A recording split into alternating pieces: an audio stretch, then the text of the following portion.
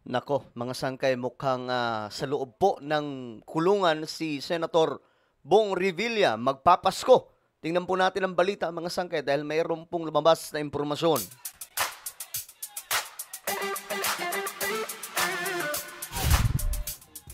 Okay, ito pag-usapan po natin, mga sangkay, itong patungkol kay Senator o former Senator Bong Revilla na nanadamit ngayon, mga sangkay, sa korupsyon na naman, no? Pambihira.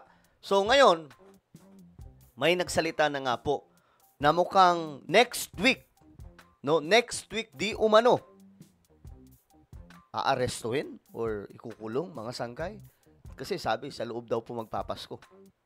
Pag-usapan po natin yan. Anyway, bago tayo magtuloy-tuloy, sa mga hindi pa po dyan nakakapag-subscribe sa ating YouTube channel, tayo po ay 1.59 million subscribers na. Parami po tayo ng parami dito sa YouTube.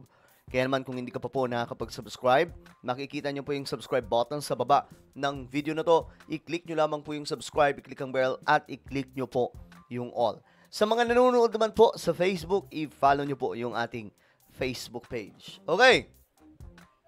Grabe itong mga nangyayari ngayon sa Pilipinas, no? Talagang, ano to, mga sangkay?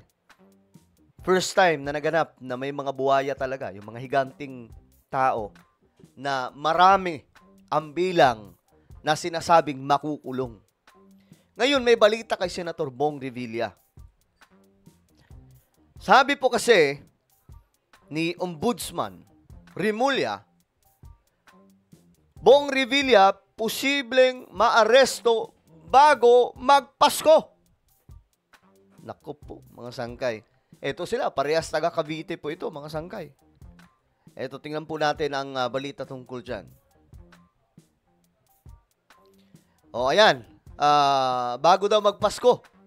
Sabi dito, posibleng maaresto si dating Senador Bong Revilla Jr. bago magpasko. Ayon kay Ombudsman Crispin Remulla, kasunod ng rekomendasyon ng Independent Commission for Infrastructure o ICI kaugnay ng flood control scandal.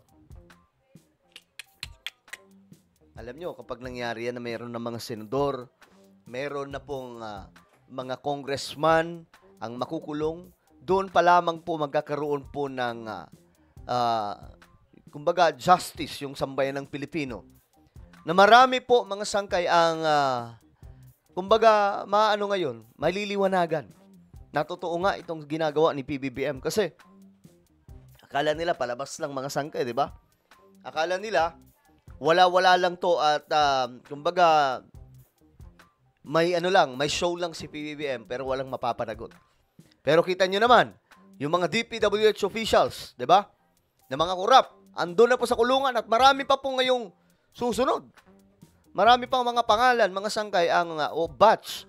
Sunod-sunod po ito, mga sangkay, na mangyayari. So, nasa exciting part po ang laban kontra korupsyon ngayon ng Marcos administration.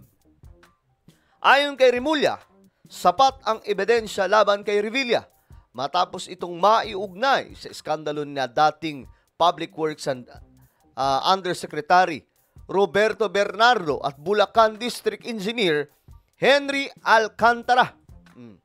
Ayan, mga sangkay. So, sapat daw po ang ebidensya. Ay, doon naman po talaga eh. Sabi nga po nila PBBM at nila Remulla, susundan nila ang ebidensya, hindi yung chismis. Kasi kung chismis lang, madali po yan, mga sangkay. Pero ang ebidensya, yun yung mahirap hanapin. Kung may ebidensya, doon sila susunod sa, kumbaga doon ang susundan ng otoridad at ng hustisya. Sabi dito, posible, baka next week, yan, Revilla ang low-hanging fruit, tsaka matagal na yan lumabas at matagal na iniimbestigahan. Ayon po kay Remulla.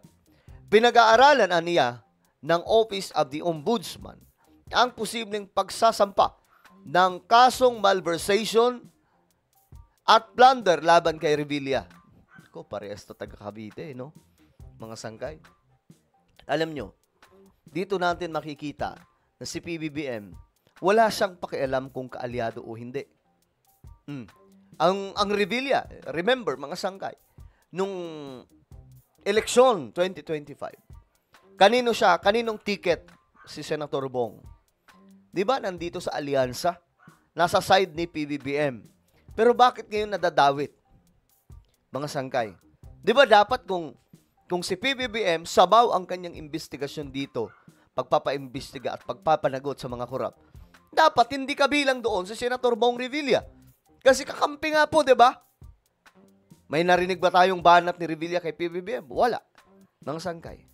May narinig ba tayong banat ni BBM kay Revilla? Wala. Di ba? Wala tayong narinig mga sangkay na batuhan na salita para sabihin na iniipit lang si Bong Revilla. So talagang mayroon pong pinanghuhugutan na ebidensya. Yun po yung, kumbaga, mga sangkay, yun yung masakit na part kay Senator Bong Revilla. Kaya nga lang, kailangan po talagang mapanagot, mga sangkay.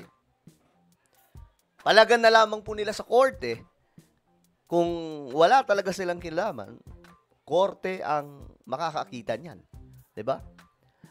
Sabi ni Rimulya, most of it will be. I think malversation will be the predicate crime. Possible plunder. It's something that is ongoing right now. I don't know kung anong stage na yung preliminary investigation.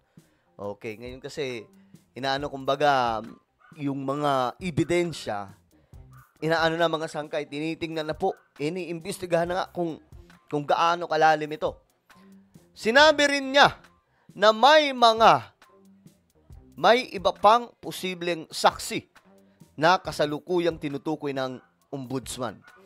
Matatandaan, sinabi ni Bernardo na naghatid siya ng 125 million sa bahay ni Revilla noong December 2024 at iniutos pa umano ang paghahatid ng karagdagang 250 million bago magsimula ang campaign period sa eleksyon 2025. Nako, mabibigat tong paratang.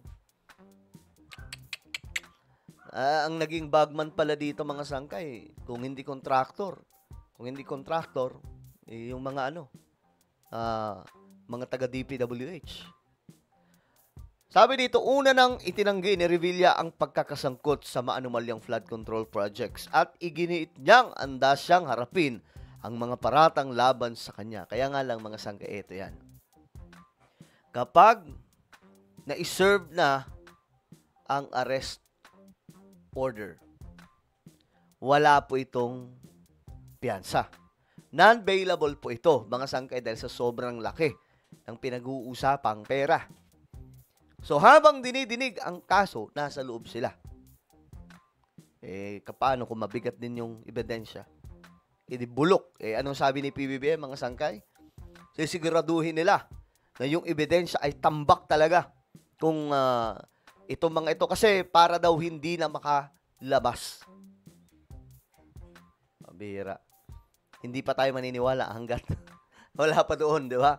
Maraming mga Pinoy yung ganun Hindi kami maniniwala hanggat hindi pa nangyayari. Pero tingin ko, mangyayari po talaga kasi eto na Naka-ready na daw yung kulungan sa mga kurap. So, ito po ay kaabang-abang mga sangkay. So, what we need to do is to pray for our president. Hindi po ito easy fight, guys. Matindi kalaban nila dito, mga sangkay. Mga halimaw, mga dambuhalang, mga tao ang kalaban nila PBBM dito. Kasi ang kinagandahan lang din po talaga kay BBM, kahit kakampi, basta kasama ka sa listahan, ilalaglag ka niya. Inoon, hindi po nangyayari yan. Diba? Naalala nyo mga sangkay, si Duki? Si Duki, mga sangkay na namuno ng Department of, isa sa mga sekretary ni PRRD, Department of Health. Diba? Mga sangkay. Ano nangyari? Ang dami pong issue noon, corruption, at lalo na nung pandemic. Pero mga sangkay, hindi po tinanggal. Reason, tropa.